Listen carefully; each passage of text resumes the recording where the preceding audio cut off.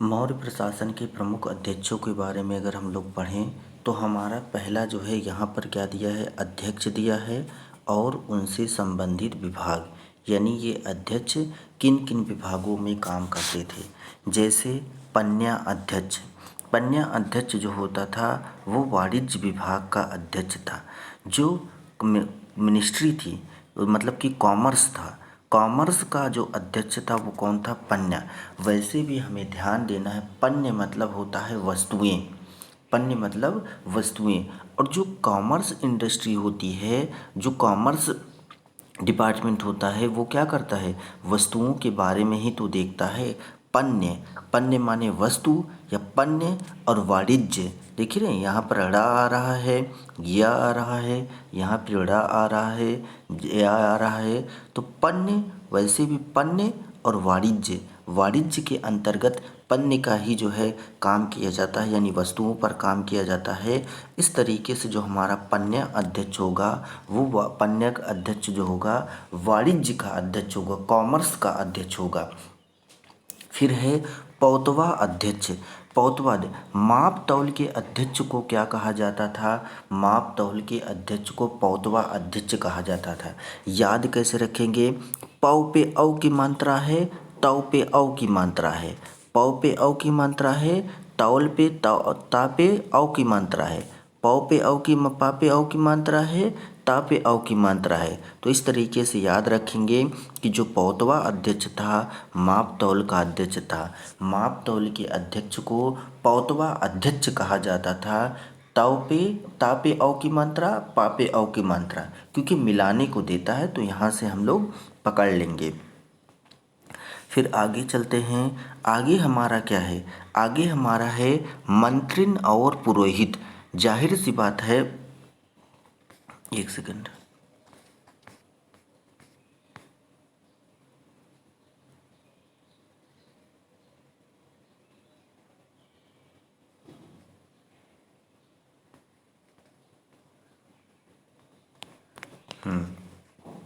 यहाँ पर है अगला हमारा क्या कह रहा है, सूना अध्यक्ष। सूना जो अध्यक्ष होता था, बूचड़ खाने के अध्यक्ष को सूना अध्यक्ष कहते थे। अब बूचड़ खाना क्या होता है, बूचड़ खाना होता है जहाँ पर पशुओं को काटा जाता है, यानी कहने का मतलब है कि जहाँ पर मांस का काम किया जाता है। तो जाहिर सी बात है कि जहाँ पर पशुओं को काटा जाएगा वहाँ पर सूना सूना नहीं होगा, वहाँ पर सूना सूना नहीं होगा, मतलब कि वहाँ पर एकदम सुनसान हो जाएगा, पशुओं को काटा जा रहा है। तो क्या है, बूचड़ खाना ऐसे, क्योंकि कहते हैं कितना सुनसान है। सुनसान होने का मतलब, सूना होने का मतलब है कि वहाँ पर अहिंसक काम किया जा रहा है। तो क्या ऐसा है, सूना है एकदम। तो जो सूना अध्यक्ष है वो क्या है, बूचड़ खाने का जो अध्यक्ष होता था उसे सूना अध्यक्ष कहा जाता था। सुरा अध्यक्ष, अब देखिए सुरा मतलब शराब, शराब और मदिरा का जो अध्यक्ष होगा उसे ही तो सुरा अध्यक्ष कहा जाता था। सुरा मतलब शराब, और शराब और मदिरा के अध्यक्ष को सुरा अध्यक्ष कहा जाता था। कुप्या अध्यक्ष, कुप्या अध्यक्ष मतलब वन और उसकी संपदा का अध्यक्ष। वन और उसकी संपदा के अध्यक्ष को क्या कहा जाता था, कुप्या अध्यक्ष कहा जाता था। जो कुप्य होता है, कुप्य मतलब वन होता ही है, कुप्य का एक अर्थ वन होता है। तो इस तरीके से याद रखेंगे कि जो कुप्या अध्यक्ष होता था वो वन होता था, उसकी संपदा होती थी। या फिर कह सकते हैं कि कुप्य कैसे याद रखते हैं, अनहरिया कुप्प कहते हैं ना, अवधी भाषा में अनहरिया कुप्प, जहाँ बहुत अंधेरा होता है तो कहते हैं अनहरिया कुप्प है, मतलब बहुत अंधेरा, बहुत घना अंधेरा है। तो जो वन होगा वहाँ पर तो बहुत अंधेरा होगा ही होगा ना, यानी वहाँ पर कुप्प होगा। तो इसी तरीके से याद रख सकते हैं कि जो कुप्या अध्यक्ष होता था वह वन और उसकी संपदा का अध्यक्ष होता था। अब देखिए सूत्रा अध्यक्ष, सूत्रा अध्यक्ष कताई बुनाई विभाग के अध्यक्ष को सूत्रा अध्यक्ष कहा जाता था। याद कैसे रखेंगे, कताई बुनाई में क्या चलता है, सूत्र चलता है। सूत्र मतलब सूत, सूत धागा, धागा, सूत्र मतलब सूत्र धागा। और कताई बुनाई में क्या काम होता है, धागे का ही तो काम होता है। तो ऐसे ही याद रखेंगे कि जो सूत्रा अध्यक्ष होता था वह कताई बुनाई विभाग का अध्यक्ष होता था। फिर है लोहा अध्यक्ष। लोहा अध्यक्ष यानी धातु विभाग का जो अध्यक्ष होता था उसे लोहा अध्यक्ष कहा जाता था। लोहा क्या है, लोहा एक धातु है, तो जाहिर सी बात है कि धातु विभाग के अध्यक्ष को लोहा अध्यक्ष कहा जाएगा। अब देखिए, ये दोनों हमें बहुत याद रखना है सही से। क्यों? क्योंकि लक्षणाध्यक्ष जो होता था टकसाल का अध्यक्ष होता था, और जो मुद्रा अध्यक्ष होता था पासपोर्ट विभाग का अध्यक्ष होता था। कभी यहाँ पर कंफ्यूज, क्योंकि मुद्रा अध्यक्ष से हम सोचेंगे कि ये टकसाल का अध्यक्ष होता था। टकसाल मतलब होता था जहाँ पर सिक्कों की ढलाई होती थी, लेकिन ये गलत हो जाएगा। क्यों? क्योंकि जो मुद्रा अध्यक्ष होता था पासपोर्ट विभाग के अध्यक्ष को मुद्रा अध्यक्ष कहते थे, जबकि जो टकसाल का अध्यक्ष होता था जहाँ पर जो है सिक्कों की ढलाई होती थी उसे लक्षणा अध्यक्ष कहा जाता था। क्या कहा जाता था? लक्षणा अध्यक्ष कहा जाता था। अब देखिए नवा अध्यक्ष। नवा मतलब नाव और जहाज रानी विभाग का अध्यक्ष। ऐसे याद रखेंगे, क्योंकि नवा मतलब नाव, नवा मतलब नाव, नवा मतलब नाव, यानी जहाज रानी विभाग का जो अध्यक्ष होता था उसे नवा अध्यक्ष कहा जाता था। अब है विविता अध्यक्ष। ये भी हमें याद रखना है। विविता अध्यक्ष जो होता था चारागाह के अध्यक्ष को विविता अध्यक्ष कहा जाता था। चारागाह डिपार्टमेंट का जो अध्यक्ष होता था उसे विविता अध्यक्ष कहा जाता था। फिर है अक्षपटला अध्यक्ष। अक्षपटाला अध्यक्ष जो होता था महालेखाकार को अक्षपटाला अध्यक्ष कहा जाता था। याद कैसे रखेंगे? अक्ष को हम लोग बना सकते हैं अक्षर, और अक्षर को क्या कहा जाता है? लेखाकार ही तो लिखेगा अक्षर को, लेखाकार ही तो अक्षर को लिखेगा। तो अक्षपटाला अध्यक्ष जो होता था यानी महालेखाकार को अक्षपटाला अध्यक्ष, अक्ष से अक्षर, अक्षर को लेखाकार ही लिखेगा। फिर है पत्तना अध्यक्ष। आज भी बंदरगाहों को पत्तन कहा जाता है, तो बंदरगाहों का जो अध्यक्ष होता था उसे पत्तना अध्यक्ष कहा जाता था। शुल्का अध्यक्ष, जाहिर सी बात है कि शुल्क से संबंधित काम करेगा, यानी चुंगी और शुल्क विभाग के अध्यक्ष को शुल्का अध्यक्ष कहा जाता था। फिर है देवता अध्यक्ष। जाहिर सी बात है कि देवता अध्यक्ष यानी देवताओं का अध्यक्ष, और देवता कहाँ पर रहते हैं? धार्मिक संस्थानों में रहते हैं, यानी जो धार्मिक संस्थानों का अध्यक्ष होता था उसे देवता अध्यक्ष कहते थे। इस तरीके से हमने मौर्य काल के जो प्रशासन के प्रमुख अध्यक्ष थे और उनके विभाग थे, क्या देखा? जो पन्या अध्यक्ष होता था वाणिज्य विभाग के अध्यक्ष को पौन्या अध्यक्ष कहा जाता था। माप तौल विभाग के अध्यक्ष को पौतवा अध्यक्ष कहा जाता था। और उसके बाद में जो है बूचड़ खाने के अध्यक्ष को सुरा अध्यक्ष कहा जाता था। फिर उसके बाद में जो है बूचड़ खाने के अध्यक्ष को सूना अध्यक्ष कहा जाता था। बूचड़ खाने के अध्यक्ष को सूना अध्यक्ष कहा जाता था। शराब और मदिरा का जो अध्यक्ष होता था उसे सुरा अध्यक्ष कहा जाता था। वन और उसकी संपदा के अध्यक्ष को कुप्या अध्यक्ष कहा जाता था। कताई बुनाई विभाग के अध्यक्ष को सूत्रा अध्यक्ष कहा जाता था। धातु विभाग का अध्यक्ष को लोहा अध्यक्ष कहा जाता था। टकसाल के अध्यक्ष को लक्षणा अध्यक्ष कहा जाता था। पासपोर्ट डिपार्टमेंट के अध्यक्ष को मुद्रा अध्यक्ष कहा जाता था। जहाज रानी डिपार्टमेंट के अध्यक्ष को नवा अध्यक्ष कहा जाता था। चारागाह अध्यक्ष को विविता अध्यक्ष कहा जाता था। महालेखाकार को अक्षपटाला अध्यक्ष कहा जाता था। बंदरों का अध्यक्ष बंदरगाहों का अध्यक्ष पत्तना अध्यक्ष कहा जाता था। चुंगी एवं शुल्क विभाग के अध्यक्ष को शुल्का अध्यक्ष कहा जाता था। धार्मिक संस्थानों के अध्यक्ष को देवता अध्यक्ष कहा जाता था। अब आगे हमारा क्या है?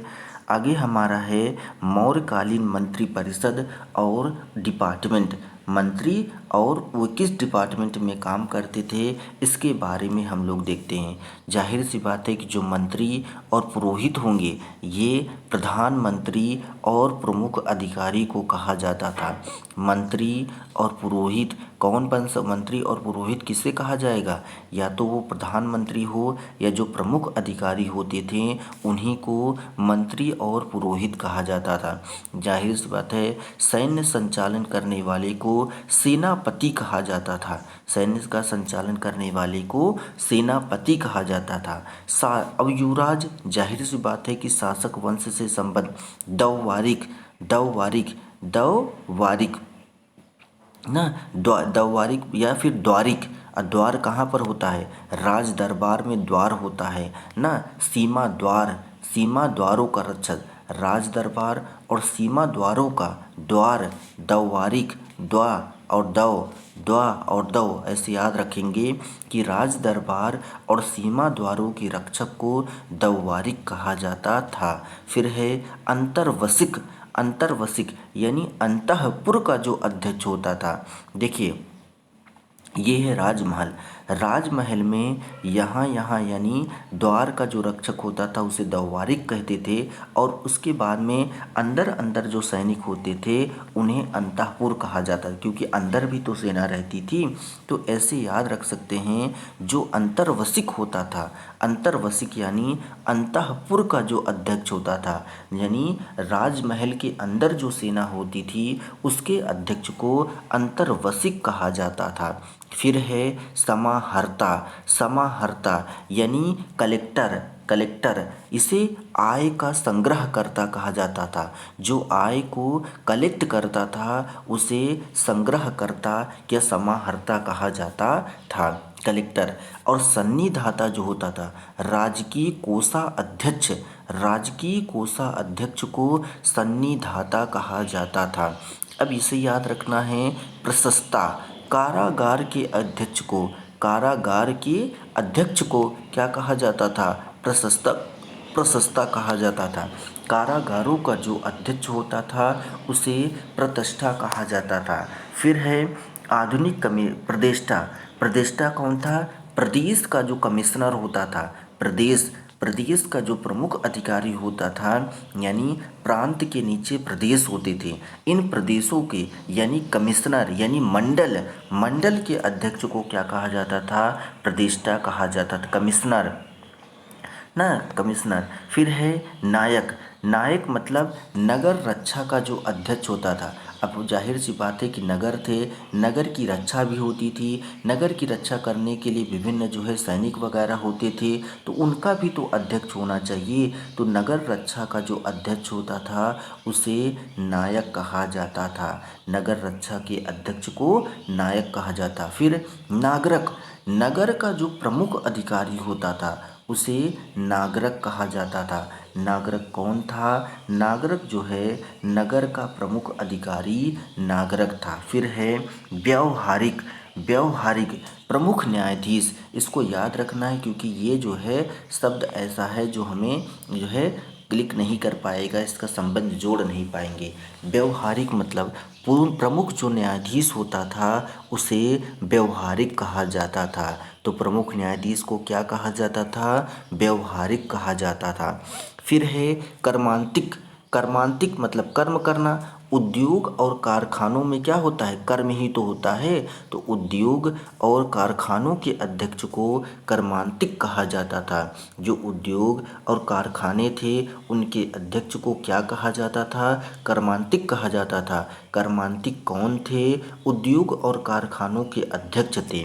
फिर है जाहिर मंत्री परिषदाध्यक्ष यानी मंत्री परिषद का भी तो अध्यक्ष होगा।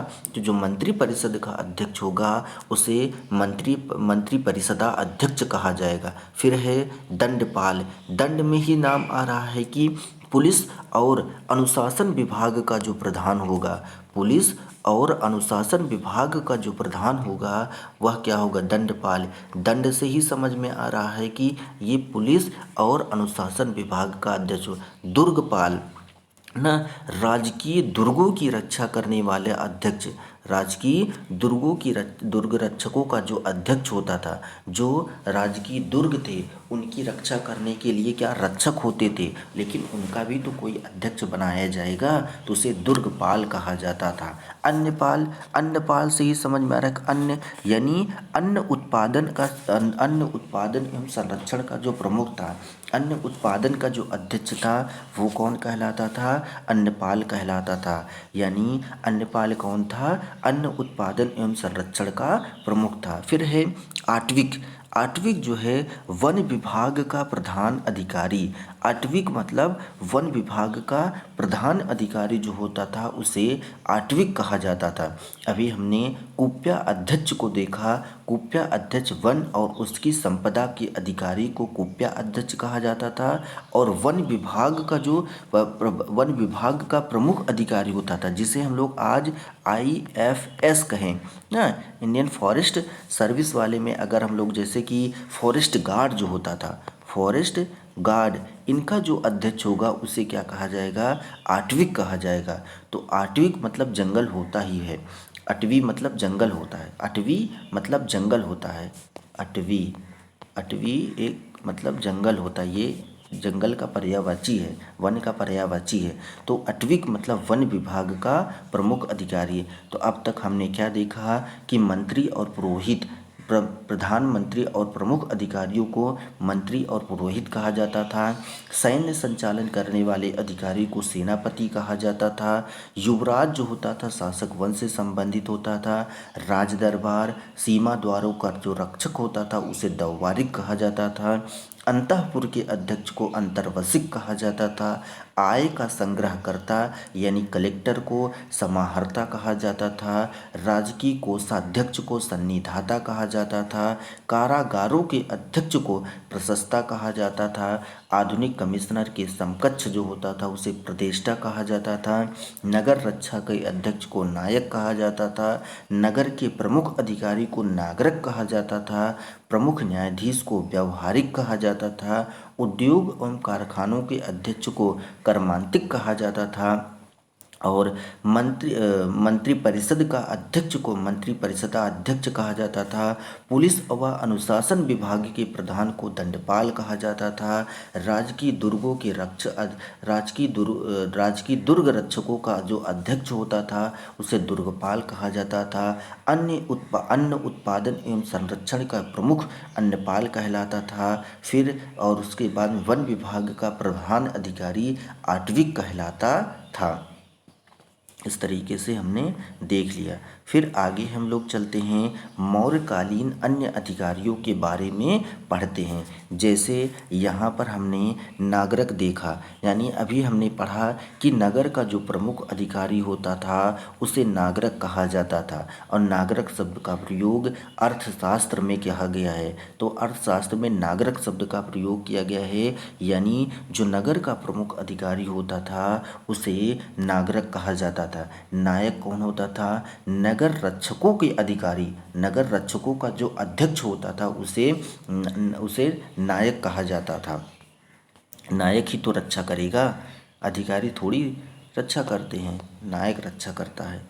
ठीक ऐसे याद रखेंगे। व्यवहारिक दीवानी न्यायालय का जो प्रमुख होता था उसे व्यवहारिक कहा जाता था। अभी हमने देखा कि जो न्यायालय का प्रमुख होता था उसे व्यवहारिक कहा जाता था। फिर है एस्ट्रोनोमोई नगर का जो प्रमुख अधिकारी होता था उसे एस्ट्रोनोमोई कहा जाता था। ये मेगास्थनीज के अनुसार, मेगास्थनीज ने अपनी पुस्तक इंडिका में नगर के प्रमुख अधिकारी के लिए एस्ट्रोनोमोई शब्द का प्रयोग किया है, जबकि अर्थशास्त्र में नागरिक शब्द का प्रयोग किया गया है नगर के प्रमुख अधिकारी के लिए। मेगास्थनीज ने एस्ट्रोनोमोई शब्द का प्रयोग नगर के प्रमुख अधिकारी के लिए किया है, जबकि कौटिल्य ने अपने अर्थशास्त्र में नगर के प्रमुख अधिकारी के लिए नागरिक शब्द का प्रयोग किया है। फिर है हमारा सौवर्णिक यानी टकसाल का प्रमुख अधिकारी एवं लक्षणा अध्यक्ष का सहयोगी। टकसाल का जो प्रमुख अधिकारी होता था और लक्षणा अध्यक्ष का जो सहयोगी होता था उसे संवरणिक कहा जाता था। हमने पहले ही देखा कि टकसाल के अध्यक्ष को लक्षणा अध्यक्ष कहा जाता है, जबकि जो मुद्रा अध्यक्ष था वो पासपोर्ट डिपार्टमेंट के अध्यक्ष को मुद्रा अध्यक्ष कहा जाता था। तो ऐसे में लक्षणा अध्यक्ष का टकसाल के जो प्रमुख अधिकारी होगा, यहाँ पर अधिकारी की बात की जाए, अध्यक्ष की नहीं, अधिकारी की बात की जा रही। तो जो प्रमुख अधिकारी था उसे संवरणिक कहा जाता था। ये लक्षणा अध्यक्ष का सहयोगी था। क्यों? क्योंकि टकसाल डिपार्टमेंट का जो अध्यक्ष को लक्षणा अध्यक्ष कहा जाता था।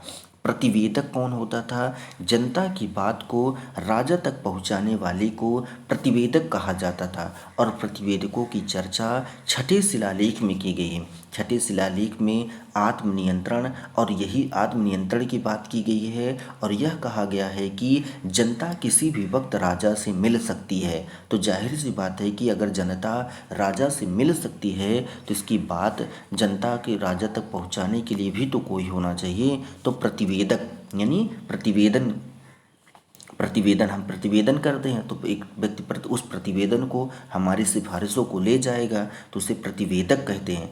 फिर है ब्रज भूमिक। अब देखिए पशुओं की ब्रज ब्रज प्रदेश हम जानते हैं, कृष्ण की जन्मभूमि ब्रज भूमि, वहाँ पर क्या होता था? पशुपालन होता था। तो जाहिर सी बात है कि जो ब्रज भूमि थी वहाँ पर मतलब कि पशुओं की देखभाल करने वाले अधिकारी को ब्रज भूमिक कहा जाता था।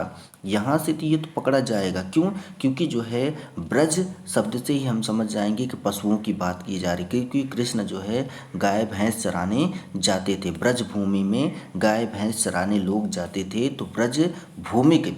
तो ब्रज भूमिक यानी पशुओं की देखभाल करने वाले अधिकारी को ब्रज भूमिक कहा जाता था। और जो ब्रज भूमिक था इसकी चर्चा 12वें दीर्घ शिलालेख में की गई है।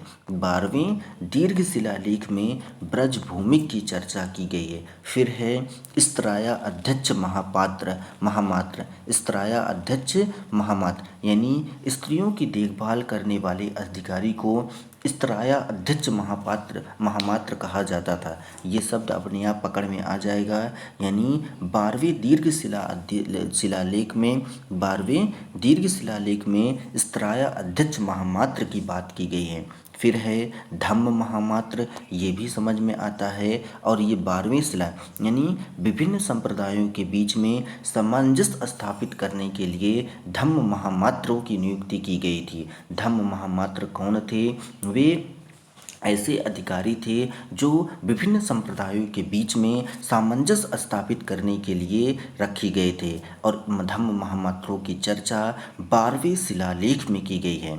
फिर है अंत महामात्र। अंत यानी सीमावर्ती। अंत कहाँ होता है? जो सीमा होती है वहीं पर तो अंत होता है। एक राज्य है, इसका अंत जो है यहाँ पर हो रहा है, तो इसे क्या कहा जाएगा? अंत कहा जाएगा। तो जाहिर सी बात है कि सीमावर्ती प्रदेशों में धम्म प्रचार करने का कार्य अंत महामात्र करता था। तो अंत महामात्र का काम क्या था? सीमावर्ती प्रदेशों में, पड़ोसी देशों में धम्म का प्रचार करने का कार्य कौन करता था? अंत महामात्र करता था। जबकि धम्म महामात्र क्या काम क्या था? विभिन्न संप्रदायों के बीच सामंजस्य स्थापित करना था। अब तक हमने क्या देखा? अब तक हमने देखा कि जो नागरिक है, नगर के प्रमुख अधिकारी नागरिक किया गया है। तो नगर के प्रमुख अधिकारी नागरिक के लिए नागरिक शब्द का प्रयोग अर्थशास्त्र में किया गया है। नगर के प्रमुख अधिकारी के लिए नागरिक शब्द का प्रयोग अर्थशास्त्र में किया गया है। वहीं पर दीवानी न्यायालय के प्रमुख को व्यवहारिक कहा जाता था। नगर के प्रमुख अधिकारी के लिए मेगास्थनीज ने एस्ट्रोनोमोई शब्द का प्रयोग किया गया है। जबकि टकसाल के प्रमुख अधिकारी और लक्षणा अध्यक्ष के सहयोगी को संवरणिक कहा जाता था। राजा तक जनता की बात राजा तक पहुंचाने वाले अधिकारी को प्रतिवेदक कहा जाता था। प्रतिवेदक का उल्लेख छठे शिलालेख में किया गया है। पशुओं की देखभाल करने वाले अधिकारी को ब्रजभूमिक कहा जाता था और ब्रजभूमिक की चर्चा 12वें दीर्घ शिलालेख में की गई है। फिर है स्त्रियों की देखभाल करने वाले अधिकारी को स्त्रायाध्यक्ष महामात्र कहा जाता था। स्त्राय मात्र महाध्यक्ष की चर्चा भी 12वें दीर्घ शिलालेख में की गई है। धम्म महामात्र विभिन्न संप्रदायों के बीच में सामंजस्य स्थापित करने वाले को धम्म महामात्र कहा जाता था। फिर है अंत महामात्र। सीमावर्ती क्षेत्रों में धर्म के प्रचार करने का कार्य अंत महामात्र का हुआ करता था। अब हम लोग आगे चलते हैं। आगे हमारा क्या है, आगे हमारा कर है और वो किस डिपार्टमेंट के कर, क्यों वो कर कहाँ से वसूला जाता था, उस कर का मतलब क्या होता था, इसको देखते हैं। जो सीता कर था, सीता कर मतलब क्या था, राजकीय भूमि से होने वाली आय को सीता कर कहा जाता था। राजकीय भूमि यानी राज्य के संरक्षण में जो भूमि थी, राज्य की अपनी जो खुद की भूमि थी, उससे होने वाले कर को, उससे होने वाली आय को सीता कहा जाता था। तो सीता कर क्या था, राजकीय भूमि से होने वाली आय को सीता कर कहा जाता था। भाग, भाग मतलब होता था उपज का हिस्सा, उपज का हिस्सा। भाग मतलब उपज का वह हिस्सा जो कर के रूप में दिया जाता था, उसे भाग कहा जाता था। यानी एक भाग राजा के लिए, एक भाग राजा के लिए कहते ना, ये इतना भाग राजा का है, इतना भाग राज्य का है, बाकी आपका है। प्रवेश से, प्रवेश से शब्द से ही अर्थ पता चल रहा है कि कोई चीज़ आ रही है, कोई चीज़ सीमा में इंटर कर रही है। यानी प्रवेश मतलब होता था आयात कर। जो आयात कर, बाहर से कोई वस्तु अगर आती है, आना, बाहर से कोई वस्तु आना, आया, आया, आयात, तो ये कितना होता था, 20% टैक्स लिया जाता था प्रवेश से। निष्क्राम में, निष्क्राम में यानी निर्यात, निर्यात मतलब होता है कि देश की सीमा से किसी वस्तु का बाहर जाना, निर्यात। नी से निष्क्राम में, नी और निर्यात ऐसे याद रखेंगे। निष्क्राम में मतलब होता था निर्यात कर। अब है प्रणय, प्रणय मतलब आपातकालीन कर। अब देखिए प्रणय को बनाएंगे प्रलय, और प्रलय कैसा होता है, आपातकालीन स्थितियों को पैदा करता है। तो जो आपातकालीन यानी प्रणय आ जाएगा, यानी प्रणय यानी प्रलय आ जाएगा, तो क्या होगा, आपातकालीन स्थिति आ जाएगी, तो आपातकालीन टैक्स तो लगाया ही जाएगा। प्रणय यानी आपातकालीन कर को प्रणय कहा जाता था। बलि मतलब क्या होता था, बलि एक प्रकार का राजस्व कर होता था। बलि यानी एक प्रकार की राजस्व कर। अब देखिए बलि मतलब यहाँ पर जो है पशुओं की बलि से नहीं समझना है। बलि जो बलि हो मतलब होता था राजस्व कर को, जो एक प्रकार का राजस्व कर होता था, उसे बलि कहा जाता था। फिर है हमारा हिरण्य। हिरण्य का मतलब है अनाज के रूप में ना लेकर नगद, यानी ऐसा कर जो नगद लिया जाता था उसे हिरण्य कहा जाता था। नगद लिए जाने वाले कर को हिरण्य कहा जाता था। सेतु बंध, राज्य की ओर से सिंचाई का प्रबंध। अब देखिए सेतु, सेतु मतलब क्या होता है, पुल, पुल पुलिया, पुल पुलिया। तो ये क्या है, पुल और पुलिया सिंचाई के लिए ही बनाए जाते हैं। पुल और पुलिया सिंचाई वगैरह के लिए बनाए जाते हैं, आवागमन के लिए भी बनाए जाते हैं। लेकिन यहाँ पर सेतु, सेतु बंध, सेतु बंध मतलब एक तरीके से डैम, डैम है तो डैम किस लिए बनाया जाता था, सिंचाई के लिए। तो जो सेतु बंध है राज्य की ओर से सिंचाई, सिंचाई के प्रबंध के लिए, यानी सेतु बंध टैक्स जो होता था, राज्य ने जो सिंचाई की व्यवस्था की है उसके लिए लिए जाने वाले टैक्स को सेतु बंध कहा जाता था। विष्टि, ये मोस्ट इम्पॉर्टेंट है क्योंकि ये पूछ चुका है,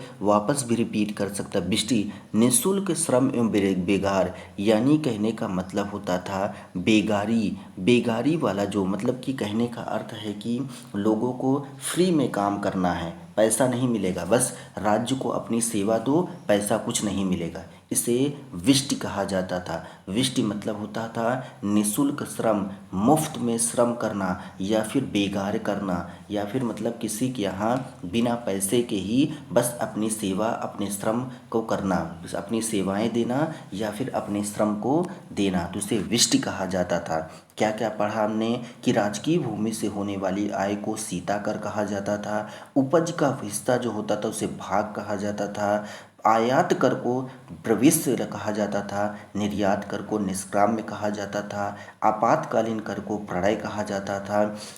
एक बलि जो होता था एक प्रकार का राजस्व कर है। अनाज के बदले नगद वसूला जाने वाला जो टैक्स होता था उसे हिरण्य कहा जाता था। सिंचाई के प्रबंधन यानी सिंचाई पर लगने वाले टैक्स को सेतुबंध कहा जाता था। निःशुल्क या बेगार को विष्ट कहा जाता था।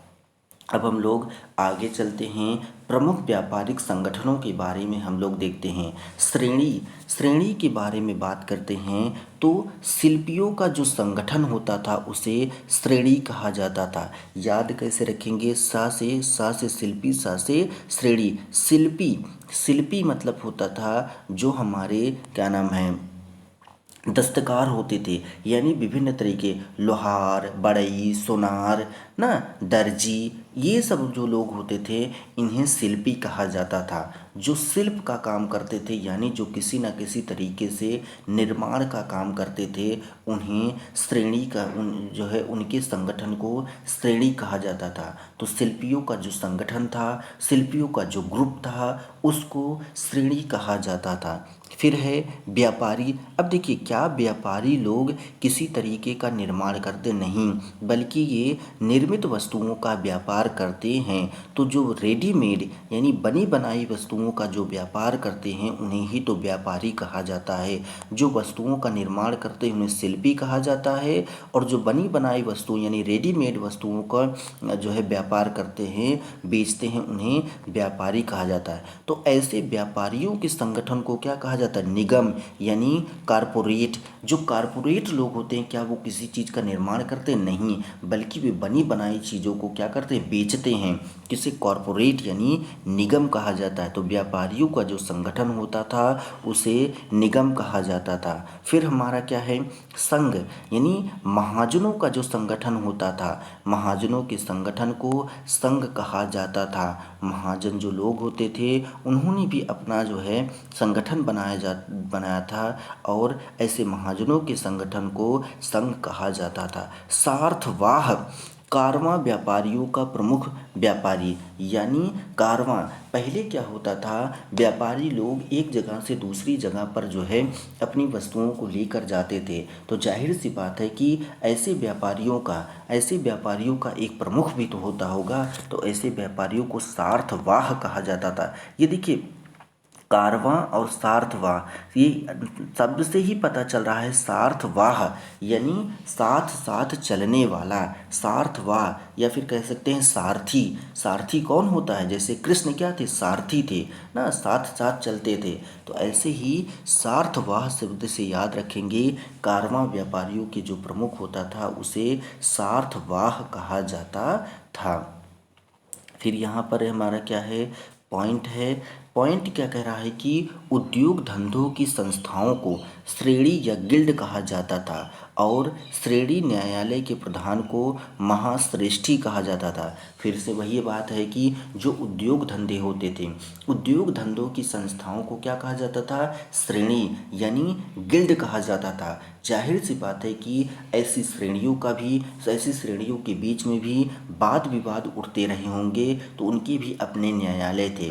तो श्रेणियों ने अपने न्यायालय बनाए रखे थे। तो न्यायालय के जो प्रधान होता था या मुख्य न्यायाधीश जो होता था उसे वो लोग महाश्रेष्ठी कहते थे। श्रेणी श्रेष्ठी यानी श्रेणियों का भी जो प्रमुख हो, श्रेणियों के बीच में विवादों को सुलझाने वाले को महाश्रेष्ठी कहा जाता था। अब आगे हम लोग चलते हैं। आगे यहाँ पर क्या है कि नाम दिया है और धातु, जैसे कारसापड़, पड़ और धारण चांदी का बना। यानी कहने का मतलब है कि चांदी के बने सिक्कों को कारसापड़, पड़ और धारण कहा जाता था। कारसापड़ क्या था, चांदी का बना सिक्का था। पड़ क्या था, चांदी का सिक्का था। धारण क्या था, चांदी का सिक्का था। तो जाहिर सी बात है कि कारसापड़, पड़ और धारण, चांदी के बने जो सिक्के होते थे उन्हें कारसापड़, पड़ और धारण कहा जाता था। सोने के बने सिक्कों को सुवर्ण और निष्क कहा जाता था। सुवर्ण से तो समझ में आ जाएगा, निष्क से भी हमें समझ लेना है कि सोने के सिक्कों को निष्क कहा जाता था या सोने की धातुओं को सोने को निष्क कहा जाता था। मासक और काकड़ी, तांबे के सिक्के को मासक और काकड़ी कहा जाता था। मासक और काकड़ी, मासक और काकड़ी ये लो क्वालिटी के नाम ही पता चल रहे हैं कि तांबे की बात कर रहा है। हमने क्या देखा कि कारसापड़, पड़ और धारण, चांदी से बनी जो वस्तुएं होती थी, चांदी के जो सिक्का होता था उसे कारसापड़, पड़ और धारण कहा जाता था। सोने के सिक्कों को सुवर्ण और निष्क कहा जाता था। मासक और काकड़ मतलब तांबे के बना हुआ सिक्का होता था। अब देखिए मौर्यकालीन जो मौर्यों की जो राजकीय मुद्रा थी वो क्या थी, पर्ण थी। यहीं से कन्फ्यूजन कर देगा कि मौर्यों की राजकीय मुद्रा जो है सुवर्ण या फिर जो है निष्क थी, गलत हो जाएगा। यहाँ पर कर दे देगा कारसापड़ थी, वो भी गलत हो जाएगा। फिर जो है कारसापड़ और उसके बाद में धारण थी, ये भी गलत हो जाएगा। क्यों? क्योंकि मौर्यों की जो राजकीय मुद्रा थी वो पर्ण थी। पर्ण क्या था? चांदी का सिक्का होता था। अब देखिए मुद्राओं का परीक्षण करने वाले अधिकारी को रूप दर्शक कहा जाता था। अब याद कैसे रखेंगे? रूप मतलब रुपया, रुपया यानी कोई रुपया नकली है या असली, इसकी देखभाल भी करने वाला तो अधिकारी होना चाहिए। तो मुद्राओं का परीक्षण करने वाले को रूप दर्शक कहा जाता था। फिर है राज्य के जो शीर्षस्थ अधिकारी थे उन्हें 48,000 पर्ण दिया जाता था, जबकि सबसे लोएस्ट पेमेंट क्या थी? लोएस्ट पेमेंट जो थी वो 60 पर्ण थी। क्या थी? 60 पर्ण थी। फिर है पर्ण होता कितना था? 3/4 तोला, तोले के बराबर चांदी का सिक्का होता था। 3/4 तोले के बराबर एक चांदी का सिक्का होता था, उसे ही पर्ण कहा जाता था। अब इन जो मुद्राएं थी उन पर मयूर, पर्वत और अर्धचंद्र छपा होता था। ऐसी रजत मुद्राएं थी, यानी मयूर वाली, पर्वत वाली, अर्धचंद्र वाली रजत मुद्राएं राज्य की मान्य मुद्रा थी, वैलिड मुद्राएं थी या फिर लीगल टेंडर जिसे कहा जाता है, ऐसी मुद्राएं थी। जिन पर मयूर छपा हो, जिन पर पर्वत छपा हो, जिन पर अर्धचंद्र छपा हो, ऐसी मुद्राओं को लीगल टेंडर कहा जाता है। लीगल टेंडर क्या होता है? लीगल टेंडर का अर्थ होता है कि राज्य के द्वारा मान्य जो मुद्रा होती है, राज्य के द्वारा समर्थित जो मुद्रा होती है, राज्य के द्वारा अनुमति प्राप्त जो मुद्रा होती है, उसे लीगल टेंडर कहा जाता था। यानी अगर आपके पास मयूर छपा सिक्का है, पर्वत छपा सिक्का है, अर्धचंद्र छाप वाला सिक्का है, तो ये मुद्रा आप जो है पूरे राज्य में कहीं भी जो है वस्तुओं की खरीद बिक्री के लिए इस्तेमाल कर सकते थे ना। जैसे अब जो है पुरानी 500 की जो नोट है वो लीगल टेंडर नहीं है। क्यों? क्योंकि राज्य ने उसे अपने समर्थन वापस ले लिया है ना। और उसके बाद में अब जो नई 500 की नोट है वो जो है लीगल टेंडर मानी जाएगी। फिर उसके बाद में व्यापार की बात करते हैं तो कहाँ कहाँ से व्यापार होता था? रोम से, सीरिया से, फारस से, मिस्र से और अन्य पश्चिमी देशों से मौर्यकालीन लोग व्यापार करते थे। तो मौर्य साम्राज्य का जो व्यापार था, रोम, सीरिया, फारस, मिस्र और अन्य पश्चिमी देशों के साथ व्यापार होता था। रोम, सीरिया, फारस, मिस्र। फिर है ये जो है पश्चिमी भारत में व्यापार हेतु भृगुकच्छ बंदरगाह का इस्तेमाल करते थे और पूर्वी भारत में व्यापार हेतु ताम्रलिप्ति बंदरगाह का इस्तेमाल करते थे। याद रखना है कि मौर्य पश्चिमी भारत में व्यापार के लिए भृगुकच्छ बंदरगाह का इस्तेमाल करते थे और पूर्वी भारत में व्यापार करने के लिए ताम्रलिप्ति बंदरगाह का इस्तेमाल करते थे। फिर उसके बाद में हमें याद रखना है कि आंतरिक व्यापार के प्रमुख केंद्र कौन कौन से थे? तक्षशिला थी, काशी थी, उज्जैन थी, कौशाम्बी थी, तोसली। ये आंतरिक व्यापार के प्रमुख केंद्र थे। कौन कौन से? तक्षशिला, काशी, उज्जैन, कौशाम्बी, तोसली। तोसली, कौशाम्बी, उज्जैन, काशी, तक्षशिला। और तोसली क्या थी? कलिंग की राजधानी थी। इस तरीके से हमने ये सारी चीज़ें देख ली। क्या क्या देखा कि राज्य की मुद्रा पर्ण थी, मुद्राओं की परीक्षण करने वाले को रूप दर्शक कहा जाता था। जो शीर्षस्थ अधिकारी होता था उसे 48,000 पर्ण मिलता था। सबसे लोवेस्ट पेमेंट 60,000 पर्ण था। पर्ण क्या था? 3/4 तोले के बराबर चांदी का सिक्का था। जो वैलिड या फिर लीगल टेंडर थी, मयूर, पर्वत और अर्धचंद्र वाली छाप वाली जो रजत मुद्रा थी, साम्राज्य की मान्य मुद्रा थी। बाह्य व्यापार जो होता था रोम, सीरिया, फारस, मिस्र और अन्य पश्चिमी देशों से होता था। पश्चिमी भारत में भृगुकच्छ तथा पूर्वी भारत में ताम्रलिप्ति बंदरगाहों का प्रयोग किया जाता था।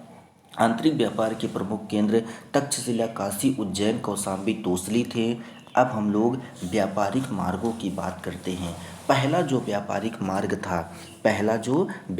मार्ग था जिसे उत्तरापथ कहा जाता था, यानी पुरुषपुर से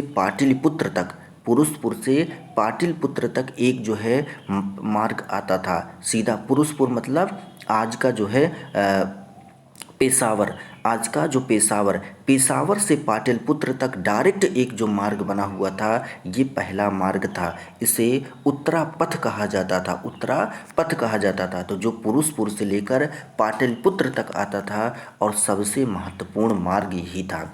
दूसरा रास्ता कहाँ से?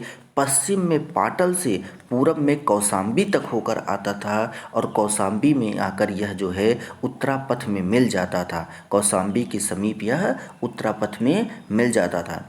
एक रास्ता था जो पाटल से होते हुए पूर्व में कौशाम्बी, पश्चिम में पाटल से होते हुए पूर्व में कौशाम्बी तक आता था और यहीं कौशाम्बी के समीप यह जो है उत्तरापथ में मिल जाता था, पाटल से कौशाम्बी तक। तीसरा हमारा जो है दक्षिण में प्रतिष्ठान से लेकर उत्तर में श्रावस्ती तक जो मार्ग था, ये तीसरा मार्ग था। चौथा जो मार्ग था वो कहाँ से था? भृगुकच्छ से मथुरा तक। कहाँ से? भृगुकच्छ से मथुरा तक का जो मार्ग था, यह जो है चौथा मार्ग कहलाता था। भृगुकच्छ से मथुरा तक का जो मार्ग था, ये चौथा मार्ग कहलाता था। हमने पहला उत्तरापथ देखा। उत्तरापथ पुरुषपुर से पाटलिपुत्र तक आता था। दूसरा जो मार्ग था वो पाटन ये गुजरात में है।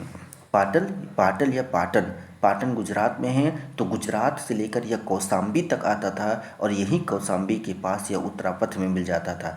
तीसरा जो है हमारा प्रतिष्ठान से लेकर श्रावस्ती तक था और चौथा भृगुकच्छ से लेकर मथुरा तक आता था और ये भृगुकच्छ से मथुरा तक आने के क्रम में इसके बीच में उज्जैनी भी पड़ जाता था। फिर यहाँ पर हम लोग जो है पतन के कारणों के बारे में देखते हैं कि मौर्य साम्राज्य के पतन के संबंध में विभिन्न इतिहासकारों ने अपने मत दिए हैं कि किस तरीके से कौन कौन से कारण थे जिनकी वजह से इतने बड़े मौर्य साम्राज्य का पतन हो गया। तो हरिप्रसाद शास्त्री का क्या कहना है? हरिप्रसाद शास्त्री ने कहा कि जो धार्मिक नीति थी, और धार्मिक नीति कैसी थी? ब्राह्मण विरोधी नीति थी। धार्मिक नीति यानी ब्राह्मण विरोधी नीति। हरिप्रसाद शास्त्री का कहना है कि जो ब्राह्मण विरोधी नीति थी या जो मौर्यों की धार्मिक नीति थी, उसी की वजह से जो है मौर्य साम्राज्य का पतन हो गया। याद कैसे रखेंगे? हरि, और हरि का संबंध किससे है? धर्म से। हरि का संबंध किससे है? धर्म से। तो इस तरीके से याद करते हैं कि हरिप्रसाद शास्त्री ने मौर्यों की धार्मिक नीति या फिर जो ब्राह्मण विरोधी नीति थी उसको मौर्य साम्राज्य के पतन का कारण माना। दूसरा हमारा क्या है? हेमचंद्र राय चौधरी का कहना है कि सम्राट अशोक की अहिंसक और शांत प्रिय जो नीति थी उसकी वजह से मौर्य साम्राज्य का अंत हो गया। देखिए, कहने का मतलब है कि हेमचंद्र राय का मतलब कहने का अर्थ है कि जब अशोक ने अहिंसक और शांति प्रिय नीति अपना ली तो धीरे धीरे क्या हुआ कि साम्राज्य के प्रति लोगों का जो भय था, साम्राज्य के प्रति लोगों का जो डर था वो खत्म होने लगा। इस तरीके से जो विरोधी ताकतें थी अपना सर उठाने लगी और धीरे धीरे वो अपना जो है स्तंभ गाड़कर अपनी शक्ति को मजबूत करने लगी। तो हेमचंद्र राय ना हेमचंद्र राय से राय लिया जाए। जब हेमचंद्र राय से राय लिया गया तो उन्होंने कहा कि जो सम्राट अशोक की अहिंसक और शांति प्रिय नीति थी ना, उसी की वजह से मौर्य साम्राज्य का पतन हो गया। फिर है डीडी कौशाम्बी। डीडी कौशाम्बी ने कहा आर्थिक संकटग्रस्त व्यवस्था, यानी अर्थव्यवस्था का तहस नहस होना, अर्थव्यवस्था पे संकट आना मौर्य साम्राज्य के पतन का कारण था। अर्थव्यवस्था पर संकट आना मौर्य साम्राज्य के पतन का कारण था। फिर है डीएन झा। डीएन झा का कहना है कि कमजोर उत्तराधिकारी। झा झा मतलब झगड़ा, झा मतलब झगड़ा, उत्तराधिकारियों में आपस में झगड़ा। झा मतलब झगड़ा, उत्तराधिकारियों में आपस में झगड़ा। जब उत्तराधिकारी कमजोर होते हैं तो क्या करते हैं, आपस में झगड़ा करके पूरे साम्राज्य को खत्म कर देते हैं। यही डीएन झा का कहना है। डीडी कौशाम्बी आर्थिक संकटग्रस्त, यानी कहने का मतलब है कि अर्थव्यवस्था का सही तरीके से संचालन न होना, आर्थिक संकट जो था, आर्थिक संकट जो था वह जो है मौर्य साम्राज्य के पतन का कारण था। अगर अब हमें मेंस में लिखने को आ जाए कि जैसे कि और बातें देगा और उसके साथ मिला देगा कि मौर्य साम्राज्य के पतन के कारण के बारे में लिखिए, तो जब हम लिखेंगे हरिप्रसाद शास्त्री ने क्या कहा, धार्मिक नीति कहा, हेमचंद्र राय ने कहा कि अहिंसक और शांतिप्रिय नीति, डीडी कौशाम्बी ने आर्थिक संकट को कहा, झा ने जो है कमजोर उत्तराधिकारी कहा। लेकिन क्या एक ही कारण हो सकता है किसी एक साम्राज्य के पतन का? नहीं, ये सभी का सम्मिलित रूप से ये सभी कारण थे जिनकी वजह से मौर्य साम्राज्य का पतन हुआ। तो ये संतुलित, जैसे अगर हम लोग विश्लेषण करेंगे तो कहेंगे कि ये चीज़ें थी, तो हम लोग कह देंगे कि मतलब कि धार्मिक नीति, अहिंसक एवं शांतिप्रिय नीति, आर्थिक संकट और कमजोर उत्तराधिकारी, यही मतलब कि सम्मिलित रूप से इतने सारे कारण थे जिनकी वजह से मौर्य साम्राज्य का पतन हुआ, ना कि किसी एक कारण से। ठीक। फिर अब हम लोग स्मरणीय तथ्यों के बारे में पढ़ेंगे। तो स्मरणीय तथ्यों के बारे में हम लोग फटाफट पढ़ लेते हैं, क्योंकि ये बहुत ही मोस्ट इम्पॉर्टेंट इसमें बातें दी गई हैं। जैसे विशाख दत्तकृत मुद्रा राक्षस में वृषल और कुलहीन, यानी यहाँ पर हमें सबसे पहले तो यही याद रखना है कि जो मुद्रा राक्षस है, मुद्रा राक्षस के रचयिता कौन है? मुद्रा राक्षस के रचयिता विशाख दत्त है। विशाख दत्त ने चंद्रगुप्त मौर्य को वृषल और कुलहीन कहा है। क्या कहा है? वृषल और कुलहीन। सिंपल सा सवाल डायरेक्ट यही पूछा है कि चंद्रगुप्त मौर्य को विशाख मतलब कि मुद्रा राक्षस में क्या कहा गया? वृषल और कुलहीन कहा गया है। जबकि बौद्ध साहित्य, महावंश और अर्थशास्त्र में चंद्रगुप्त मौर्य को क्षत्रिय कहा गया है। किसमें? महावंश में और अर्थशास्त्र में चंद्रगुप्त मौर्य को क्षत्रिय कहा गया है। जबकि हमारा जो है ब्राह्मण ग्रंथों में निम्न कुल का कहा गया है। तो जाहिर सी बात है कि इसमें तो हम लोग अपने हिसाब से समझ के ही लगा देंगे कि ब्राह्मण ग्रंथों में जो है चंद्रगुप्त को निम्न कुल का कहा गया है। वहीं पर अगर हम लोग चाणक्य की बात करते हैं, चाणक्य के जो अर्थशास्त्र था, चाणक्य का जो अर्थशास्त्र था वह राजनीति और लोक प्रशासन पर लिखा गया पहला प्रामाणिक ग्रंथ है। राजनीति और लोक प्रशासन पर लिखा गया पहला प्रामाणिक ग्रंथ अगर आप खोजेंगे तो वो जो है कौटिल्य का अर्थशास्त्र ही पाएंगे। मेगस्थनीज ने पाटलिपुत्र को पोलीब्रोथा कहकर संबोधित किया है। कई बार प्रश्न पूछा है कि पाटलिपुत्र को मेगस्थनीज ने क्या कहा था? पोलीब्रोथा कहा था। क्या कहा था? पोलीब्रोथा कहा था। अगला हमारा है चंद्रगुप्त मौर्य और सेल्यूकस के बीच हुए युद्ध का वर्णन एप्टियानस ने किया है। किसने किया है? एप्टियानस ने किया है। सवाल पूछा है कि चंद्रगुप्त मौर्य और सेल्यूकस निकेटर के बीच हुए युद्ध का वर्णन किसने किया है? तो एप्टियानस ने किया है। उसमें मेगस्थनीज का नाम देगा, उसमें प्लिनी का नाम देगा, उसमें प्लूटार्क का नाम देगा, उसमें जो है कर्टियस का नाम देगा। तो इन सब का किसी का नाम नहीं है बल्कि एप्टियानस ने, यानी सेल्यूकस निकेटर और चंद्रगुप्त मौर्य के बीच में हुए युद्ध का जो वर्णन है वो एप्टियानस ने किया है। मौर्य काल में शिक्षा का प्रमुख केंद्र क्या था? तो तक्षशिला था। क्या था? तक्षशिला था। और यह जो है उत्तरापथ की राजधानी हुआ करती थी। आगे हम लोग चलते हैं। आगे हमारा क्या है, थोड़ा सा जूम कर लेते हैं। आगे हमारा क्या है? आगे है कि प्लूटार्क के अनुसार चंद्रगुप्त ने सेल्यूकस को 500 हाथी उपहार दिए थे। तो किसके अनुसार चंद्रगुप्त ने सेल्यूकस को 500 हाथी उपहार दिया था? प्लूटार्क के अनुसार, क्योंकि उसमें देगा एपियानस का, प्लिनी का, प्लूटार्क का, कर्टियस का, मेगास्थनीज का। तो हमें किसी का नाम नहीं लगाना है, सिर्फ प्लूटार्क का नाम लगाना है कि प्लूटार्क के अनुसार चंद्रगुप्त मौर्य ने सेल्यूकस को 500 हाथी गिफ्ट किया था। फिर है कौटिल्य का सप्तांग सिद्धांत। ये तो पूछा ही, तो पूरा मतलब जो पॉइंटर है सब पूछे गए हैं, ये पूछे गए सवालों का ही पॉइंटर फॉर्मेट है।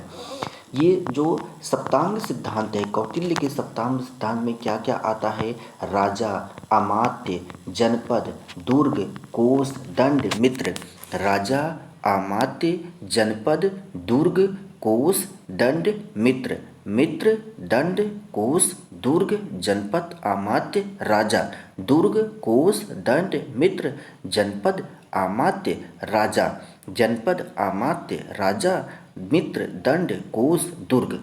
ये हमारे क्या हैं? कौटिल्य के सप्तांग सिद्धांत थे। फिर है चंद्रगुप्त ने जैन धर्म की दीक्षा किससे ली? तो चंद्रगुप्त ने जैन धर्म की शिक्षा भद्रबाहु से ली। या पूछ सकता है कि चंद्रगुप्त मौर्य किस धर्म का अनुयायी था? तो जैन धर्म का अनुयायी था। चंद्रगुप्त मौर्य के जैन गुरु कौन थे? भद्रबाहु थे, क्योंकि उसमें स्थूल भद्र भी दे देगा और तमाम नाम दे देगा।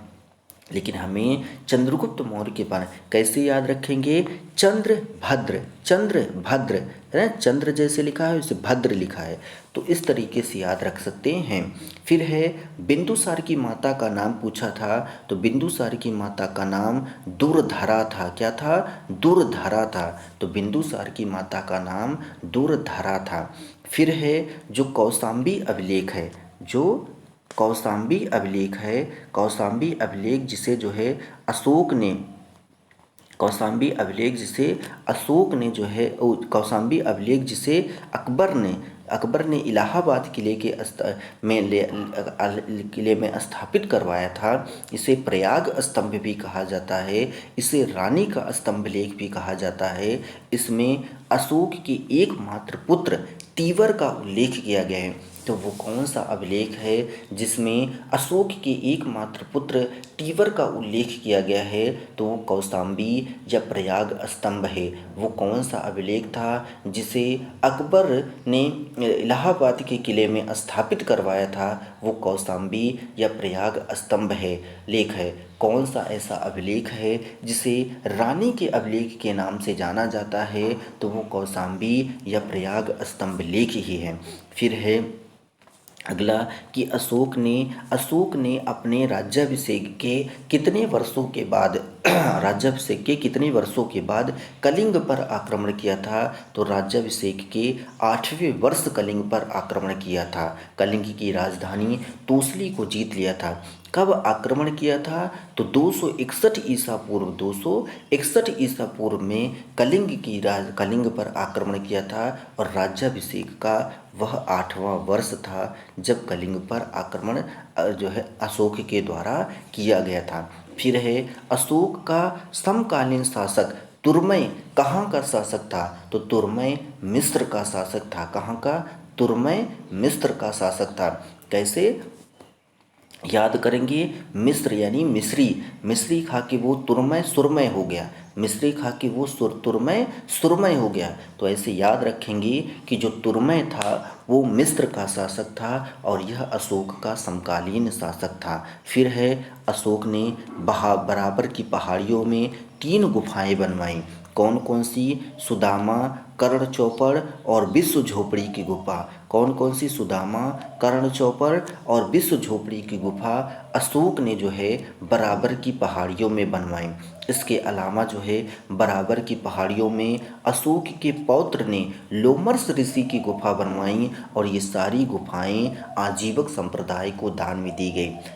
कई बार पूछा है कि लोमर्स ऋषि की गुफा किस संप्रदाय से संबंधित है, तो आजीवक संप्रदाय से संबंधित है। लोमर्स ऋषि की गुफा किसने बनवाया था, तो अशोक के पौत्र दशरथ ने बनवाया था। फिर है कि सुदामा, कर्ण चोपड़ और विश्व झोपड़ी की गुफा किस संप्रदाय के लिए अशोक ने बनवाया था, तो यह जो है आजीवक संप्रदाय के लिए बनवाया था।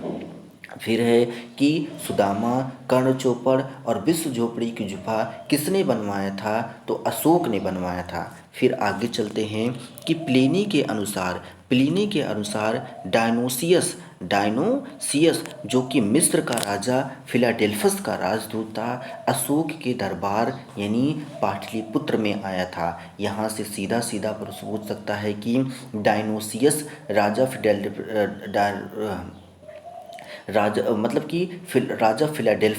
फिलाडेल्फस का राजदूत डायनोसियस फिलाडेल्फस का राजदूत डायनोसियस किसके दरबार में आया था, तो अशोक के दरबार में आया था। फिलाडेल्फियस का राजदूत डायनोसियस। और एंटियोकस का राजदूत डायमेकस ये बिंदुसार के दरबार में आया था ना। ऐसे तो फिर हम लोग याद रखेंगे। और मेगास्थनीज सेलुकस निकेटर का राजदूत था जो कि चंद्रगुप्त मौर्य के दरबार में आया था। तो फिलाडेल्फस का राजदूत डायनोसियस ये अशोक के दरबार में आया था। ये किससे पता चलता है, हमें प्लिनी से पता चलता है। प्लिनी महोदय ने बताया था कि फिलाडेल्फस का राजदूत डायनोसियस अशोक के दरबार यानी पाटलिपुत्र में आया था।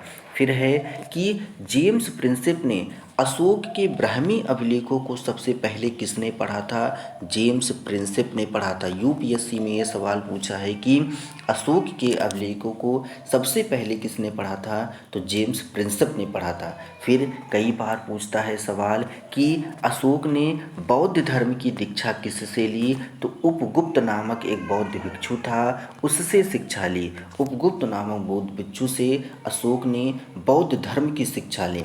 फिर हमारा जो भब्रू बैराट है, ये भब्रू जो अभिलेख है ये जो है राजस्थान में है, बैराट राजस्थान में है। यह जो है अशोक को बौद्ध धर्म का अनुयायी बताता है। तो वो कौन सा ऐसा अभिलेख है जो अशोक को बौद्ध धर्म का अनुयायी बनाता है, तो भब्रू बैराट राजस्थान का अभिलेख है जो अशोक को बौद्ध धर्म का अनुयायी बताता है। और दूसरी बात यह है कि केवल भब्रू स्तंभ लेख ही ऐसा है जिसमें अशोक ने अपने आप को मगध का सम्राट घोषित किया है, और कोई ऐसा अभिलेख नहीं है जिसमें अशोक को मगध का सम्राट कहा गया हो। केवल और केवल भब्रू